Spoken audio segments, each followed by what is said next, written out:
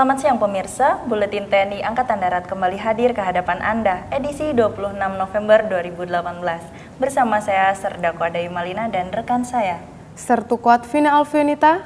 Pemirsa, selama 30 menit ke depan kami informasikan berita di segmen 1, dialog di segmen 2, dan feature serta serba-serbi di segmen 3. Pemirsa, saya awali berita di segmen 1. Kepala Staf Angkatan Darat Kasat Jenderal TNI Mulyono melaksanakan kunjungan kerja ke Satuan Jajaran Kodam 6 Mula Warman, Kalimantan Timur, Senin lalu. Berikut berita selengkapnya.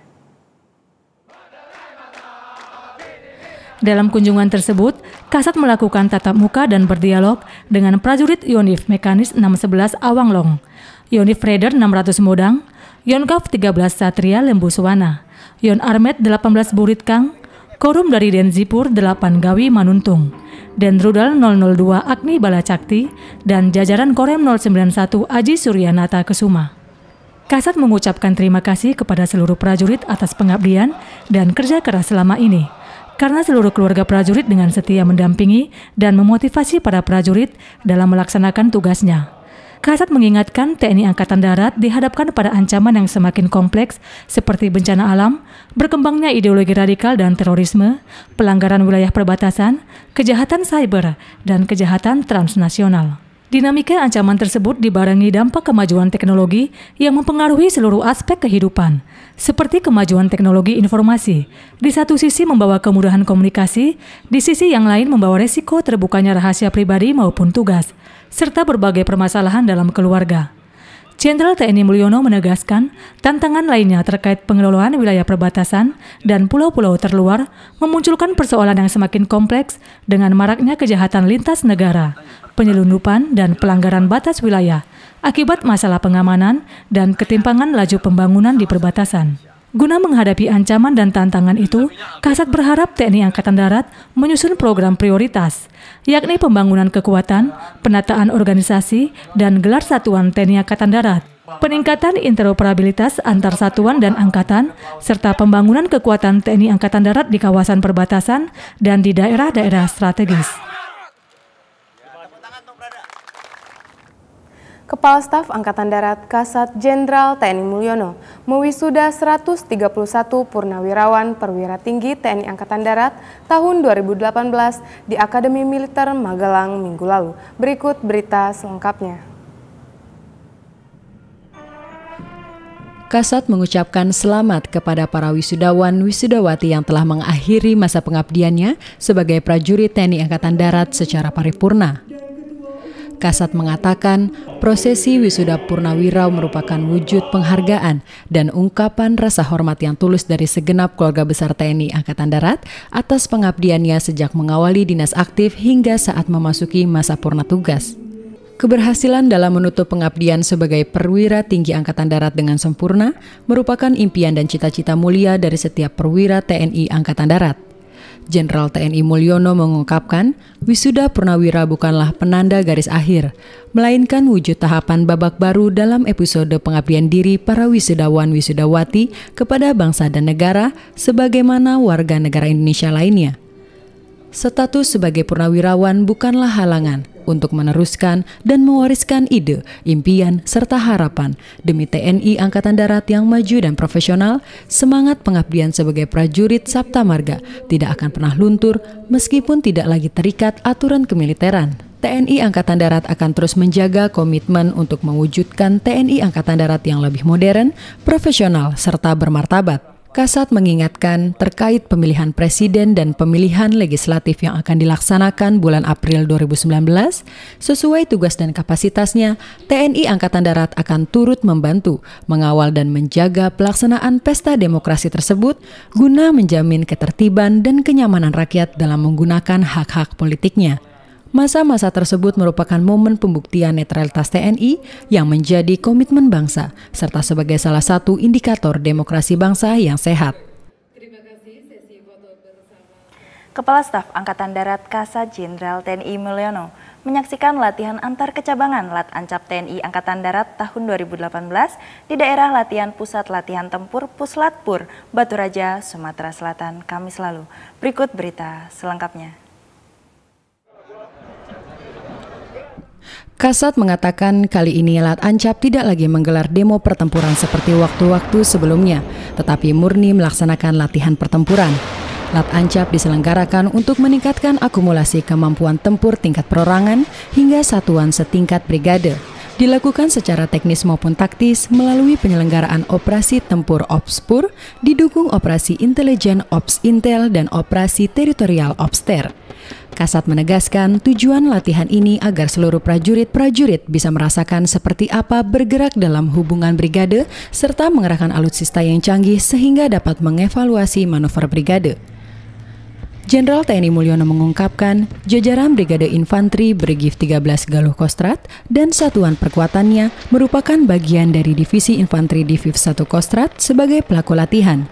Pada latihan tersebut, TNI Angkatan Darat menunjukkan kekuatan alat utama sistem senjata yang dimiliki guna mengetahui kemampuan serta kolaborasi taktik antar kecabangan dalam wadah brigade tim pertempuran.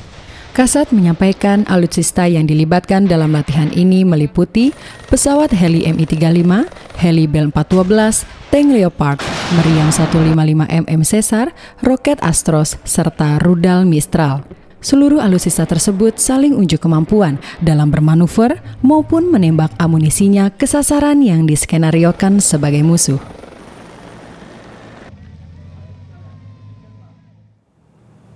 Wakil Kepala Staf Angkatan Darat Wakasat Letnan Jenderal TNI Tatang Sulaiman menandatangani perjanjian kerjasama antara TNI Angkatan Darat dengan PT Bukit Asam dan PT Kereta Api Indonesia di Jakarta Selasa lalu. Berikut berita selengkapnya. Kasat Jenderal TNI Mulyono dalam sambutannya yang dibacakan Wakasat mengucapkan terima kasih dan apresiasi kepada Direktur Utama PT Bukit Asam Arfian Arifin dan Direktur Utama PT Kereta Api Indonesia Persero Edi Sukmoro atas terobosan kerjasama yang dilaksanakan dengan TNI Angkatan Darat sebagai salah satu upaya pembinaan sumber daya manusia guna mendukung percepatan pembangunan nasional. Kasat mengatakan PT Bukit Asam sebagai salah satu perusahaan pertambangan batubara terbesar yang dirintis sejak masa kolonial Belanda mengalami perubahan status menjadi Persero di tahun 1981 dan merger dengan perusahaan tambang milik negara semakin mengukuhkan peranan penting dalam mendorong pengembangan industri energi nasional terutama penggunaan batubara yang berstandar internasional. Demikian juga PT Kereta Api Indonesia sebagai salah satu BUMN yang terus maju dan modern semakin mengukuhkan perusahaan tersebut sebagai salah satu motor kemajuan industri transportasi nasional. Keberhasilan proses modernisasi pengelolaan sistem perkereta-apian nasional tersebut menjadikan PT Kereta Api Indonesia sebagai salah satu BUMN yang mencetak peningkatan signifikan pada aspek kinerja korporasi. Kasat menambahkan, TNI Angkatan Darat berencana akan merelokasi dan menata kembali daerah latihan tempur di Puslatbur Batu Raja, Sumatera Selatan sebagai daerah latihan tingkat brigade yang permanen. Dengan relokasi dan penataan daerah latihan tersebut, TNI Angkatan Darat dapat memberikan keamanan dan ketenangan yang lebih baik bagi lingkungan sekitar, sekaligus meminimalisir terjadinya kecelakaan berupa kerugian personil dan material, serta resiko latihan lainnya.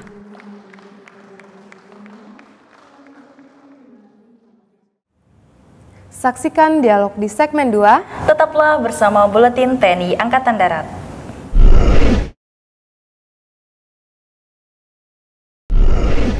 Pemirsa, kepribadian yang sesuai dengan norma kehidupan prajurit sangat diharapkan dimiliki oleh setiap prajurit TNI Angkatan Darat selama menjalani karirnya. Dinas Psikologi Angkatan Darat berperan dalam mengembangkan kepribadian prajurit TNI Angkatan Darat guna mendukung peningkatan karirnya. Di studio telah hadir Kolonel CKU Dr. Eri Raditya Hidayat, MBA MHRMC, Sekretaris Dinas Psikologi Angkatan Darat. Kita akan bincang-bincang tentang peran Dinas Psikologi Angkatan Darat dalam mengembangkan karir dan kepribadian prajurit TNI Angkatan Darat. Selamat siang Bapak. Selamat siang Mbak Dayu. Apa kabar Bapak? Baik, terima kasih. Baik, terima kasih telah meluangkan waktunya untuk hadir di studio kami pada siang hari ini. Ada beberapa pertanyaan yang ingin kami tanyakan terkait dengan tugas yang dijalankan Dispesiat untuk mengembangkan karir dan kepribadian prajurit. Langsung saja pada pertanyaan pertama Bapak, bagi peserta yang mengikuti seleksi untuk menjadi TNI, biasanya dilakukan tes psikologi ya Bapak. Mohon dijelaskan alasan perlunya dilakukan pemeriksaan psikologi bagi prajurit, Bapak. Baik, jadi pada saat seorang calon dari masyarakat masuk menjadi prajurit tentunya sudah dilaksanakan pemeriksaan psikologi. Namun demikian dalam perjalanan penugasannya mungkin ada dinamika yang terjadi pada dirinya, kehidupan pribadinya dan juga dalam penugasan. Terkait hal ini kita tahu bahwa TNI AD memiliki tuntutan penugasan yang berbeda-beda dan beragam. Nah, dalam hal ini dalam psikologi kita mengenal adanya konsep individual differences. Bahwa setiap orang itu berbeda. Ada yang misalnya Mbak suka dengan bekerja dengan orang, tapi ada orang lain yang lebih suka bekerja dengan mesin. Ada yang sukanya menghitung-hitung dengan angka, ada yang cerdas, ada yang biasa saja. Nah, terkait dengan hal ini, seseorang jika dia cocok di jabatannya dengan pengalaman, dengan minatnya, dengan bakatnya, dengan sistem nilai, maka dia akan bisa bekerja dengan optimal. Oleh karena itu kita mengenal satu ungkapan yang sangat terkenal yaitu the right man in the right place. Jadi demikianlah kenapa dibutuhkan satu pemeriksaan psikologi. Kemudian kita tahu di TNI AD ada penugasan-penugasan yang mungkin beresiko seperti tugas operasi. Nah, kadang-kadang dalam satu saat tertentu mungkin orang itu tidak siap, motivasi kurang. Oleh karena itu perlu dilakukan pemeriksaan psikologi sehingga dia dapat bertugas dengan optimal nanti di daerah operasi. Demikian, Mbak. Lalu apa yang ingin digali atau diketahui dari hasil pemeriksaan psikologi tersebut? Jadi ada dua hal besar yang bisa kita gali dalam pemeriksaan psikologi yaitu potensi diri dan kompetensi perilaku. Untuk potensi juga ada dua aspek yang utama yang digali yaitu kecerdasan dan kepribadian. Kepribadian misalnya seperti sikap kerja, sistematika, produktivitas, semangat kerja, kemudian ketahanan, stabilitas emosi, ketahanan terhadap tekanan, regulasi perasaan, kemudian kemampuan beradaptasi dengan lingkungan sosial, misalnya kemampuan bekerja sama, kemampuan memimpin. Nah, kemudian selain itu ada kompetensi perilaku ya. Kalau tadi kita bicara kepribadian, kita bicara satu potensi diri yang masih terpendam ya. Tapi kalau kompetensi perilaku itu perilakunya kelihatan ya. Jadi misalnya dia kemampuan untuk mengambil keputusan, membuat analisa, itu kita bisa lihat dia mengambil putusannya cepat atau lambat, tepat atau tidak. Tapi kalau bilang kecerdasan, saya melihat Mbak Dayu kan nggak bisa tahu ini kecerdasannya tinggi apa rendah, seperti itu ya. Izin Bapak, biasanya metode yang digunakan untuk mengetahui psikologi prajurit pasti berbeda-beda ya Bapak ya. Nah, metode apa yang digunakan untuk mengetahui psikologi prajurit? Jadi metode yang digunakan pertama adalah yang disebut tes paper and pencil. Yang kita lihat kalau tes-tes di kelas itu dia mengisi checklist, mengisi kuesioner, menggambar. Nah itu yang disebut paper and pencil. Sampai yang berbentuk computerized. Nah untuk ini Dispesiat pada tahun 2013 melakukan kerjasama dengan Dinas Psikologi Angkatan Bersenjata Jerman. Pada saat itu kita mendatangkan Leopard, jadi kita ingin memeriksa secara psikologis awak-awak yang cocok untuk Leopard. Dan di situ kita melakukan pengadaan yang disebut computerized adaptive test. Dengan sistem yang adaptif ini, maka item tes itu sudah disesuaikan dengan kemampuan para testi. Dan TNI AD bisa berbangga karena kita merupakan satuan pertama di Indonesia yang memiliki computerized adaptive test. Dan kemudian sejak tahun lalu atas arahan Bapak Kasat, kami juga sudah mulai membangun yang disebut CAT-I atau Computerized Adaptive Test Indonesia, di mana yang mengerjakan adalah para ahli dari Indonesia sendiri. Kemudian untuk kompetensi perilaku kita menggunakan metode yang disebut assessment center, yaitu kita menggunakan simulasi-simulasi perilaku untuk melihat perilaku yang muncul yang sesuai dengan kompetensi yang diharapkan. Dan di situ bisa dilakukan di kelas dan juga bisa di lapangan. Misalnya untuk para danjon yang masih pekerjaannya di lapangan, kita menggunakan tes psikologi lapangan yang antara lain ada melihat kompetensinya. Itu sebenarnya assessment center yang awal dari Jerman waktu Perang Dunia Kedua. Lalu saat kapan saja seorang prajurit diharuskan untuk menjalani pemeriksaan psikologi? Jadi yang pertama tentunya pada saat mau masuk pendidikan. Karena kita tahu alokasi pendidikan itu terbatas, misalnya Selapa, Seskoat. jumlahnya lebih banyak yang ikut tes.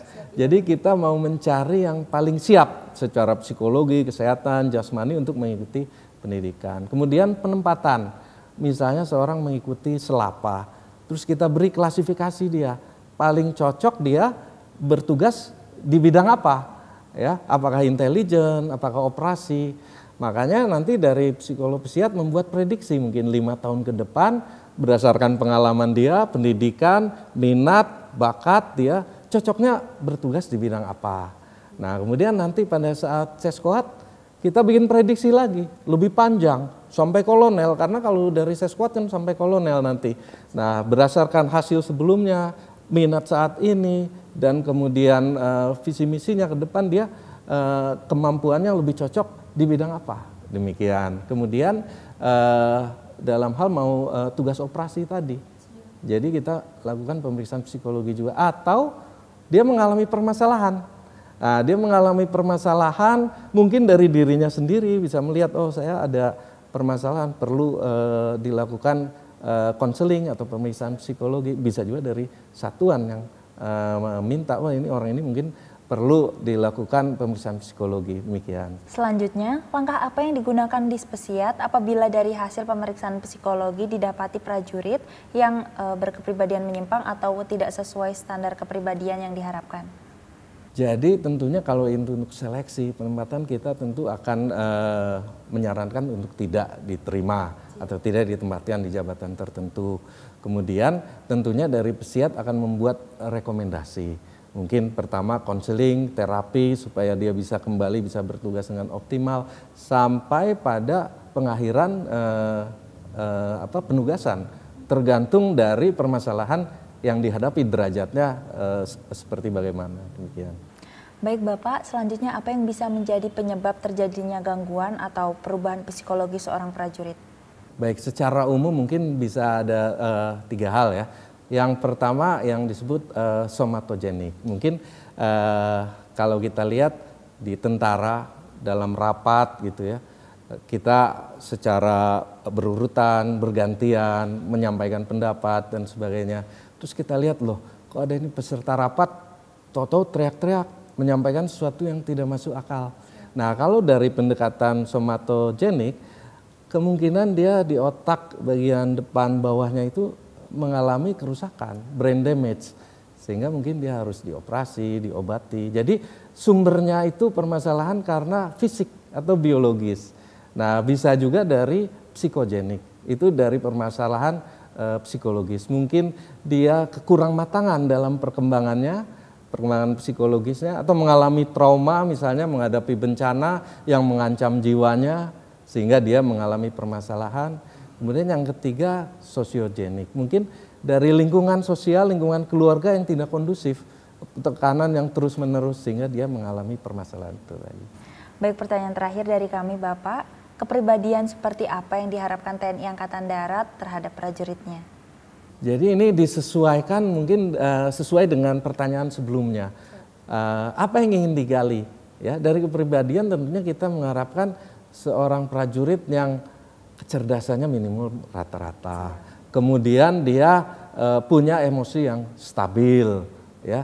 Dia memiliki sikap kerja yang baik, bisa beradaptasi sosial dengan baik, bisa memimpin orang lain, bisa bekerja sama.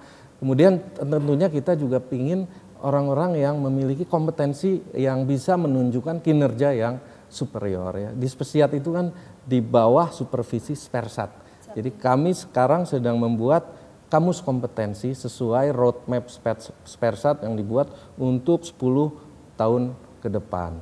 Sehingga diharapkan nanti kita bisa menempatkan orang-orang yang tadi on the right man on the right place. Sehingga ini bagian dari manajemen human capital Spersat, di mana psikiat ada di dalamnya. Jadi kita berusaha mengelola talenta-talenta yang ada di Angkatan Darat sehingga Angkatan Darat bisa sesuai harapan Kasat menuju world class army. Baik, terima kasih Bapak atas bincang-bincangnya pada siang hari ini. Semoga tugas-tugas yang menjadi tanggung jawab Dispesiat dapat dilaksanakan dengan sukses dan sesuai dengan yang diharapkan. Baik, terima kasih Mbak Dayu. Pemirsa, pemeriksaan psikologi prajurit dilakukan sebagai upaya membangun kepribadian yang diharapkan dapat mengembangkan karir dan kepribadian prajurit tersebut. Demikian dialog kali ini, semoga bermanfaat. Saksikan feature dan serba-serbi di segmen 3, tetaplah di Buletin TNI Angkatan Darat. Ya. Terima kasih Bapak. Terima kasih. Ya.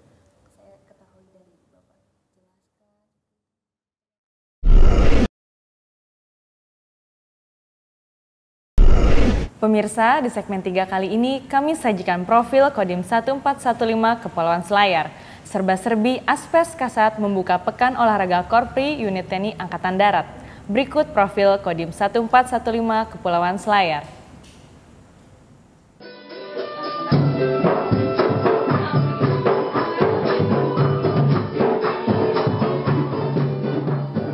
Kabupaten Kepulauan Selayar merupakan salah satu di antara 24 kabupaten kota di Provinsi Sulawesi Selatan yang letaknya di ujung selatan Pulau Sulawesi dan memanjang dari utara ke selatan. Daerah ini memiliki kekhususan tersendiri, yakni satu-satunya kabupaten di Sulawesi Selatan yang seluruh wilayahnya terpisah dari daratan Sulawesi dan terdiri dari gugusan beberapa pulau sehingga membentuk suatu wilayah kepulauan. Disinilah Kodim 1415 Kepulauan Selayar bermarkas dan menjalankan tugas pokoknya sebagai Satuan Komando Kewilayahan TNI Angkatan Darat. Kodim 1415 Selayar adalah Komando Pelaksana Korem 1 per 1 Todopuli yang bersifat kewilayahan dan berkedudukan langsung di bawah Danrem 1 per 1 Todopuli dengan tugas menyelenggarakan pembinaan kemampuan, kekuatan, dan gelar kekuatan. Selain itu juga menyelenggarakan pembinaan teritorial untuk menyiapkan pertahanan daerah darat di wilayah kepulauan dan menjaga keamanan wilayah dalam rangka mendukung tugas pokok Korem 1 per 1 Todopuli.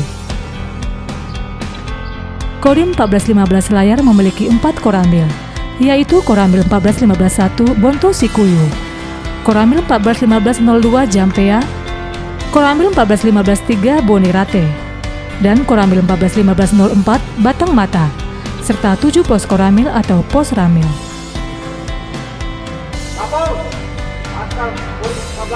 Letkol Armet Iwono adalah Komandan Kodim 1415 Kepulauan Selayar yang telah menjabat sejak 28 April 2017 lalu mengungkapkan program unggulannya dalam menyikapi tantangan tugasnya di wilayah Kepulauan Selayar, yakni program Turba atau turun ke bawah. Di samping Turba ada juga program lain, yaitu Turmas alias turun ke masyarakat dan Turda turun ke daerah atau ngetren istilah saat ini belusukan. Sangat efektif dan efisien untuk mengetahui secara langsung kondisi yang sebenarnya. Dandi menegaskan yang jelas Turba, Turda, dan Turmas lebih up to date dan valid, lantaran diketahui langsung kepala desa masing-masing. Kodim 1415 Kepulauan Selayar sebagai Satuan Komando Kewilayahan, tentu kita harus melaksanakan pembinaan teritorial. Berbicara pembinaan teritorial, kami dari Kodim 1415 Kepulauan Selayar mengaplikasikan dari kegiatan atau tugas pokok Binter. Komandan Kodim melaksanakan pembinaan teritorial yang sama dengan Komandan Koramil, juga sama sampai dengan tingkat Babinsa. Seluruhnya sama dalam pembinaan teritorial, seluruhnya turun ke wilayah.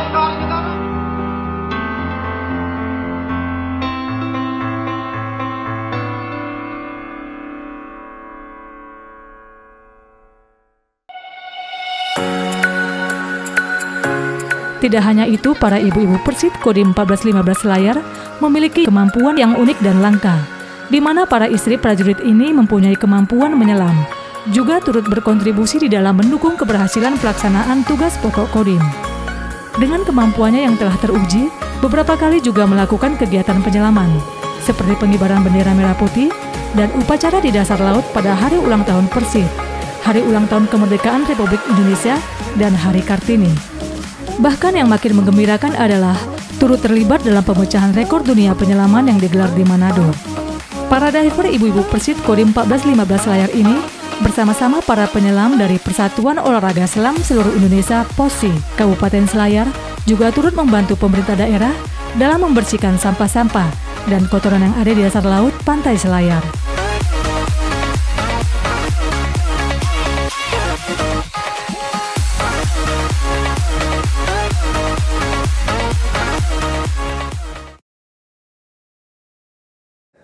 Asisten Personil Kepala Staf Angkatan Darat Aspers Kasat Mayor Jenderal TNI Heri Wiranto membuka Pekan Olahraga Korpri Unit TNI Angkatan Darat tahun 2018 di Jakarta Selasa lalu. Berikut liputannya. Pekan Olahraga Korpri Unit Angkatan Darat ini digelar dalam rangka memperingati hari ulang tahun ke-47 Korps Pegawai Republik Indonesia yang jatuh pada tanggal 29 November mendatang. Aspers Kasat mengatakan, kegiatan Pekan Olahraga tersebut di samping untuk meningkatkan prestasi olahraga pegawai negeri sipil antar satuan, juga dapat meningkatkan soliditas dan solidaritas serta menjalin silaturahmi dan kebersamaan antar pegawai negeri sipil Angkatan Darat sehingga terbentuk pegawai negeri sipil yang kokoh dan kuat guna mendukung tugas TNI Angkatan Darat. Aspers Kasat berharap para atlet yang akan bertanding harus memiliki semangat pantang menyerah dengan dilandasi jiwa sportivitas yang tinggi serta senantiasa memelihara disiplin dan tetap mengedepankan rasa persamaan dan persaudaraan. Sementara itu, pada upacara penutupan Aspers Kasat dalam sambutannya yang dibacakan Kapus Kesat Mayor Jenderal TNI Dr. Bambang Dwi HS menyampaikan, kegiatan Porkorpri ini tidak hanya dimanfaatkan untuk pertandingan olahraga saja, namun juga untuk menjalin silaturahmi dan kebersamaan antar PNS Angkatan Darat, sehingga dapat mewujudkan PNS yang kokoh dan kuat, serta dapat meningkatkan kesejahteraan bagi anggota. Aspers Kasat mengungkapkan pada pekan olahraga ini, seluruh peserta bertanding dengan semangat dan pantang menyerah dengan dilandasi jiwa dan semangat sportivitas serta senantiasa memelihara disiplin. Ini membuktikan PNS Angkatan Darat dapat menunjukkan jiwa dan semangat bertanding yang dilandasi etika dan disiplin sebagai PNS Angkatan Darat. Pada Porkorpri TNI Angkatan Darat Segarnisun 1 Jayakarta ini, Korpri Kodam Jaya keluar sebagai juara umum pertama, juara umum kedua Kopassus, dan juara umum ketiga Ditziat. Pemirsa, demikian Buletin TNI Angkatan Darat edisi 26 November 2018. Semoga informasi yang disampaikan dapat menambah pengetahuan dan meningkatkan cinta kita kepada Negara Kesatuan Republik Indonesia. Saya, Sertukuat Erin Destiarna, dan rekan saya, Serda Kuat Ariska, pamit dari hadapan Anda. Sampai jumpa Senin depan. Salam.